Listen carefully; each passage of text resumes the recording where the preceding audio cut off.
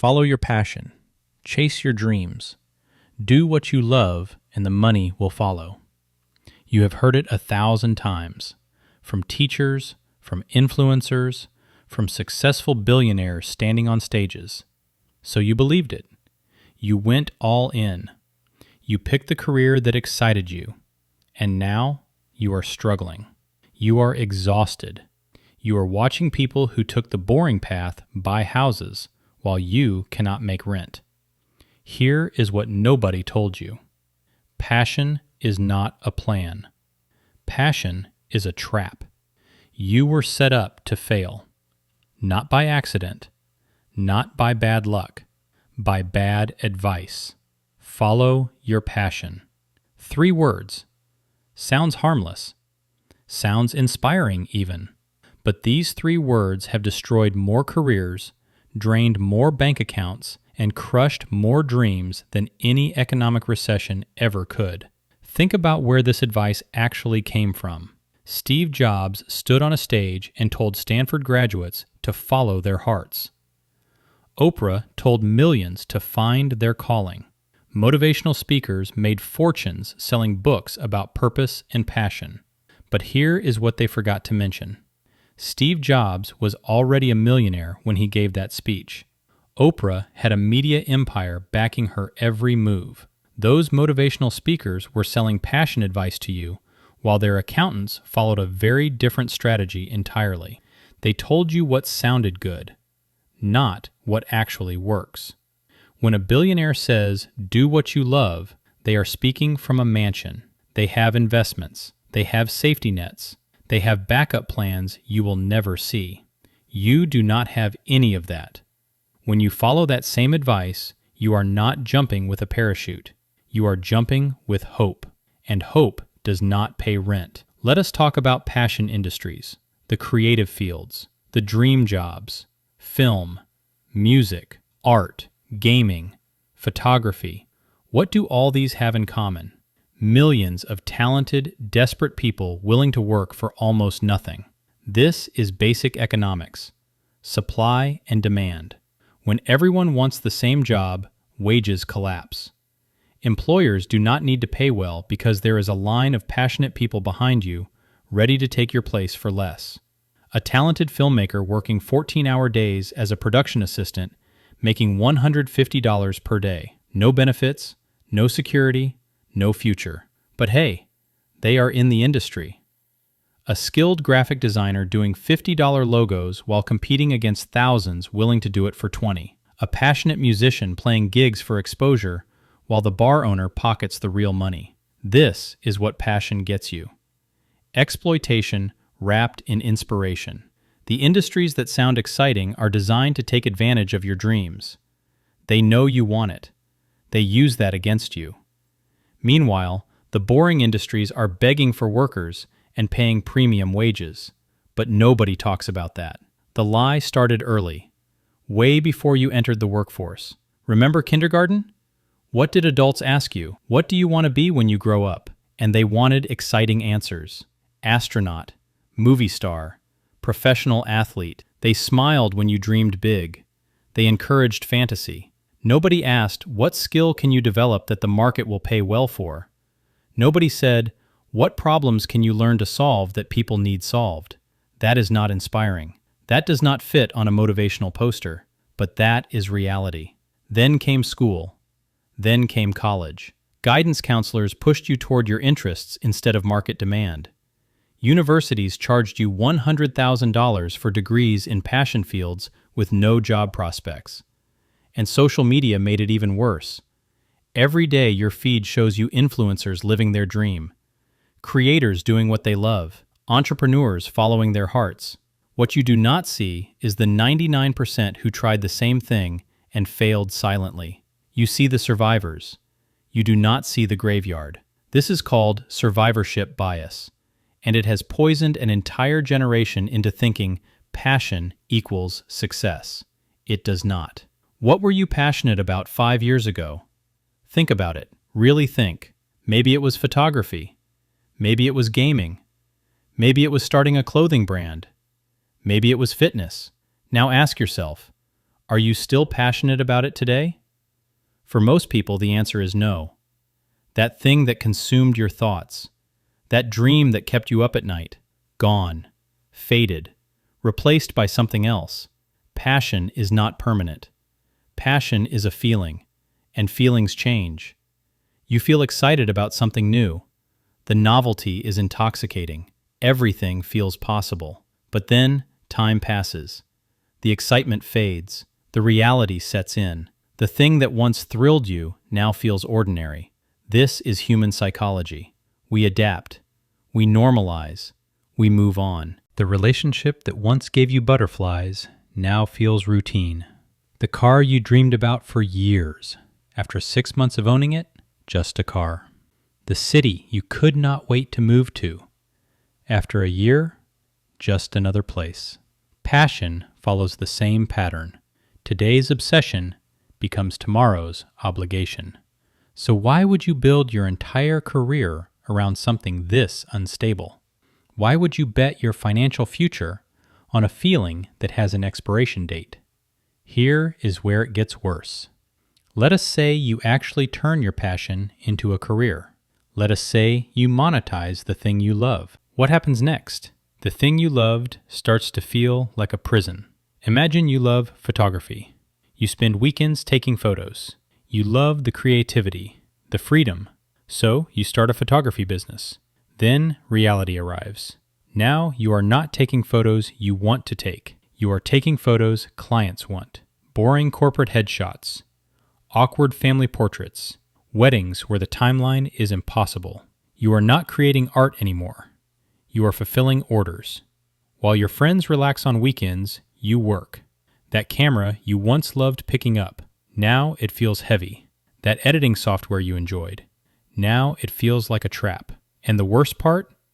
You cannot even enjoy photography as a hobby anymore, because now it is associated with stress and money pressure. You monetized your joy and murdered it in the process. This happens everywhere. The musician who loved playing guitar now resents writing jingles for commercials. The writer who loved storytelling now dreads churning out blog posts for clients who do not appreciate good writing. The gamer who loved playing now forces fake enthusiasm on streams for audiences that might never come. Passion plus financial pressure equals resentment. Scientists call it the overjustification effect. You start doing something for love, then money enters. Now your brain thinks you are doing it for money. The love disappears. Simple, predictable, devastating. I call it the passion tax, and you have been paying it without knowing. When a job sounds exciting, when it feels creative, when it is something people dream about, the pay drops dramatically. Too many people want it. Supply exceeds demand. Employers do not need to pay well because there is a line of passionate people willing to work for less. You are not being paid for your skills. You are being charged for your dreams. Think about the film industry.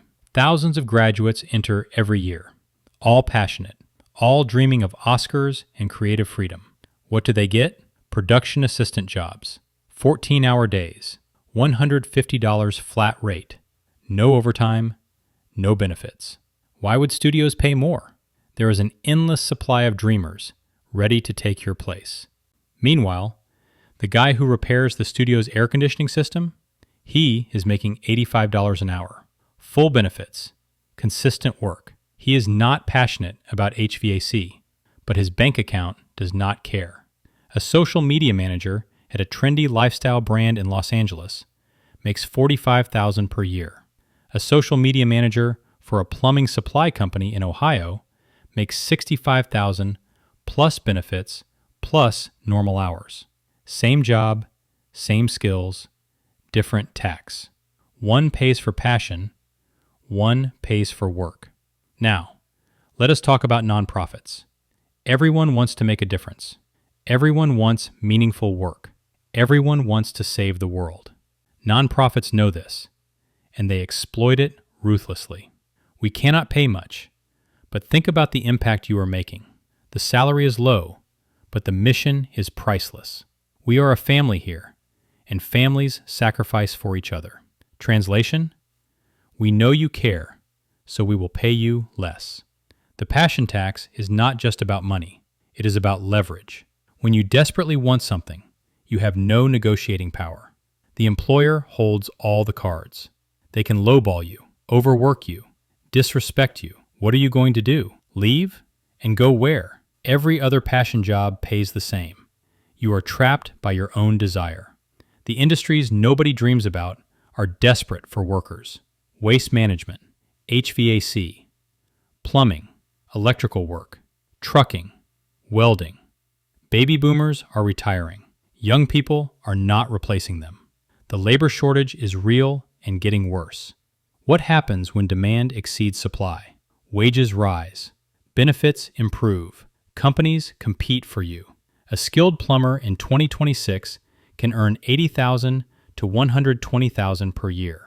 A specialized welder can clear $100,000 plus overtime. An HVAC technician with experience writes their own ticket. No passion required, just skill and willingness. Let me give you a concrete comparison. Meet Jake and Marcus. Same age, same city, same high school. Jake followed his passion, film. He went to film school, $80,000 in debt, graduated with dreams. 5 years later, he is a freelance videographer, hustling for gigs, making $35,000 in a good year. No benefits, no retirement savings, living with roommates. Marcus followed demand. He became an electrician. Trade school cost $15,000. Apprenticeship paid him while he learned. 5 years later, he is a licensed electrician making $75,000. Full benefits, retirement contributions. Owns a small house. Weekends free. Jake is passionate. Jake is struggling. Marcus is practical. Marcus is thriving. Who made the smarter choice? The passion tax took everything from Jake. It gave everything to Marcus. Everything you have been told about passion is backwards. You were taught that passion comes first. Find what you love, then get good at it. But that is not how it actually works. Passion comes after mastery, not before. You do not become passionate about something and then master it. You master something and then become passionate about it. Think about learning to drive. You did not love it at first. You were nervous, confused, frustrated. But then you got better. You passed your test. Suddenly, you enjoyed it. This is the pattern. Every single time. Struggle first. Competence second. Enjoyment third. Cal Newport studied how people build careers they love. His findings destroy the passion myth completely. Passionate workers did not start with passion. They started with curiosity, sometimes just necessity. They committed to getting good at something. They built rare and valuable skills. They became excellent, and then passion arrived. Not day one, not month one, sometimes not even year one. But after mastery developed, passion followed. Think about surgeons. Do you think they were passionate about surgery at age 18?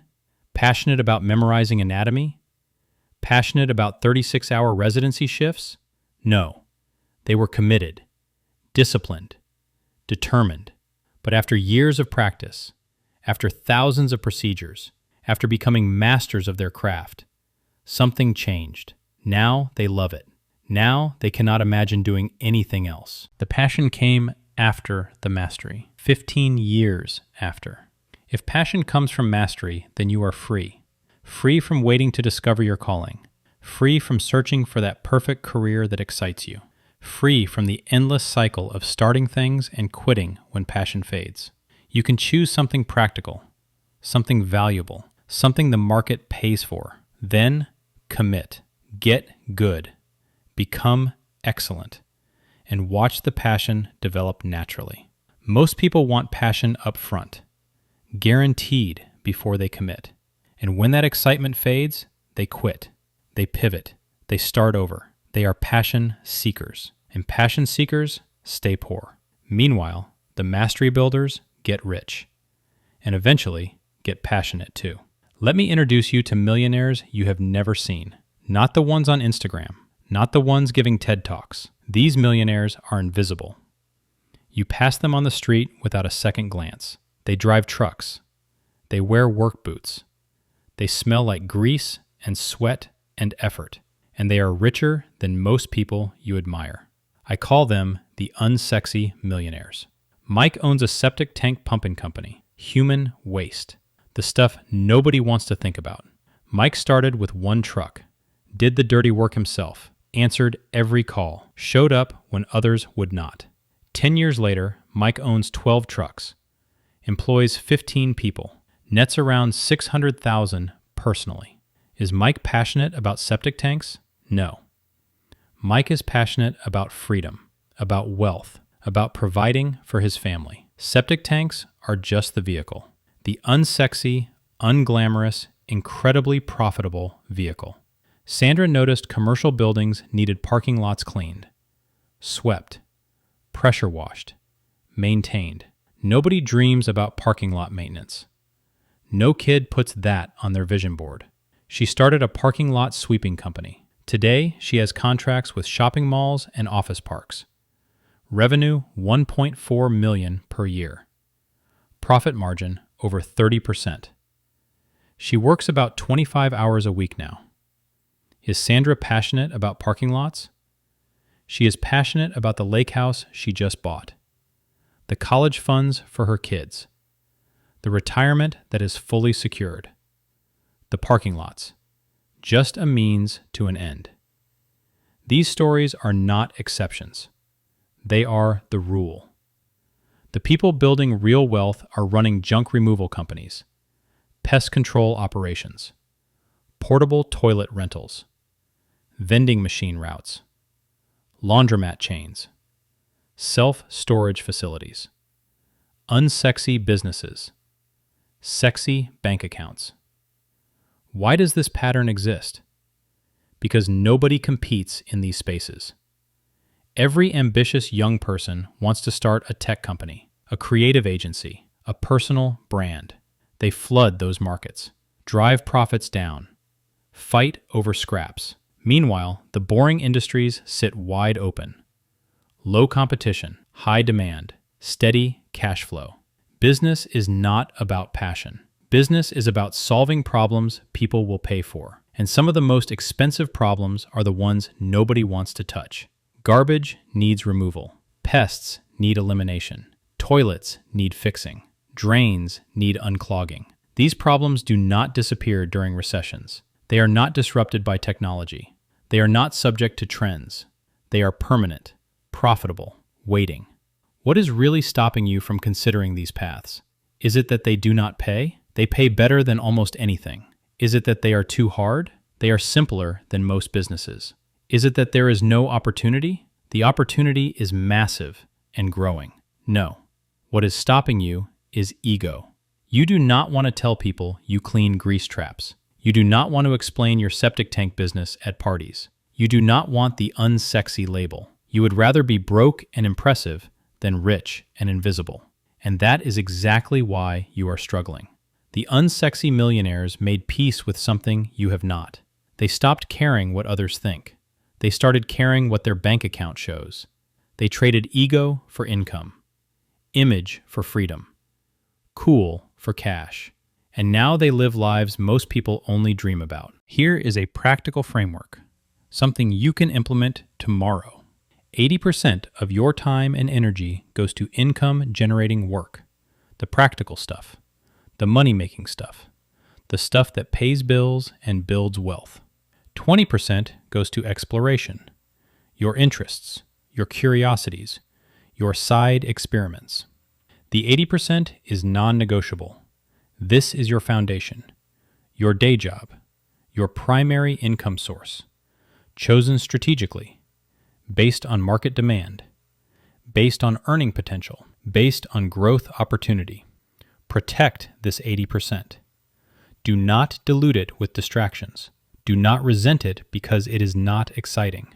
Do not neglect it because something shinier caught your attention. This 80% is buying your future.